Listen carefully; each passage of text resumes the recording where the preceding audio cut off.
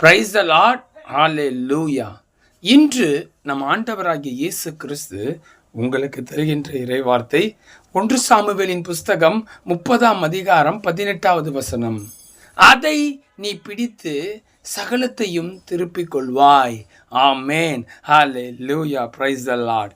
இந்த காணொளியை பார்த்து கொண்டிருக்கிற நீங்க, பிரதர், நான் எல்லாவற்றையும் இழந்து விட்டேன் பிரதர், மீண்டும் அவையெல்லாம் எனக்கு கிடைக்குமா? யார் எனக்கு அதை திரும்ப தருவார் என்று பல கேள்விகளோடு நீங்கள் இருக்கிறீர்களா சகோதரர்களே? இன்று ஆண்டவராகிய இயேசு கிறிஸ்து உங்களை பார்த்து சொல்கின்றார், மகனே மகளே, நீ இழந்த எல்லாவற்றையும் மீண்டும் பெற்றுக்கொண்டு சகலத்தையும் திருப்பிக் கொள்வாய் என்று ஆண்டவராகிய இயேசு கிறிஸ்து சொல்கின்றார். இதை நாம் விசுவாசிக்கிறவர்கள் ஆமேன் என்று சொல்லி தேவனிடத்திலே பெற்றுக்கொள்வோம். Amen. Hallelujah. Praise the Lord.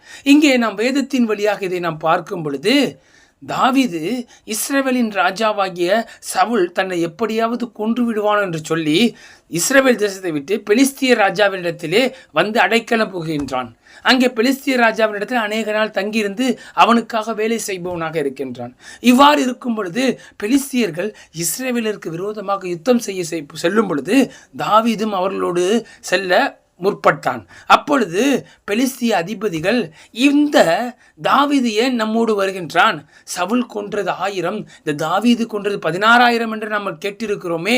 இவன் அங்கே வந்தால் நம் சத்துருக்களோடு சேர்ந்து கொண்டு நமக்கு விரோதியாக மாறினாலும் மாறுவான். இந்த தாவீதை நீ அழைத்து வராதே என்று பெலிஸ்திய பிரபுக்கள் அந்த ராஜாவினிடத்தில் சொன்ன பொழுது, பெலிஸ்திய ராஜா தாவீதை திரும்ப அவனுடைய இடத்திற்கு அனுப்பிவிட்டான்.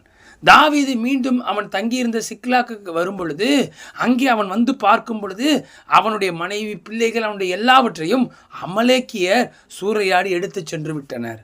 இதனால் தாவீதும் அவனோடு வந்தவர்களும் தாவீதை எப்படியாவது கல்லெறிந்து கொள்ள வேண்டும் என்று சொல்லி இருக்கும் பொழுது, இங்கேதான் நாம் பார்க்கின்றோம், தாவீது கர்த்தருக்குள்ளே தன்னை திடப்படுத்தி கொண்டு ஏபோத்தை தரித்து கொண்டு கர்த்தரிடத்தில் கேட்கின்றான், நான் அதை பின்தொடர்ந்து சென்றால் அதை பிடிப்பேனா என்று கேட்கும் பொழுது, கர்த்தர், நீ அதை பின்தொடர், நீ சகலத்தையும் திருப்பிக் கொள்வாய் என்று சொன்ன பொழுது அவன் பின்தொடர்ந்து அந்த அமலேக்கியரையும் அனைவரையும் முறியடித்து அவன் இழந்து போன மனைவி, பிள்ளைகள், ஆஸ்திகள் எல்லாவற்றையும் மீண்டும் பெற்றுக்கொள்கின்றான். சகோதரர்களே, அதுபோல இந்த காணொலியை பார்த்து கொண்டிருக்கிற நீங்க கர்த்தரிடத்தில் கேட்க வேண்டும். இந்த தாவீதை போல தாவீது கர்த்தரிடத்தில் திடப்படுத்தி கொண்டு கேட்டபடியினால், கர்த்தருடைய ஆலோசனையின்படி நடந்தபடியினால் அவன் சகலத்தை மீட்டு கொண்டான். அதுபோல நீங்களும் கர்த்தருடைய ஆலோசனையின்படி நடக்கும் பொழுது சகலத்தை மீட்டு கொள்ள முடியும். நாம் ஜெபிப்போமா?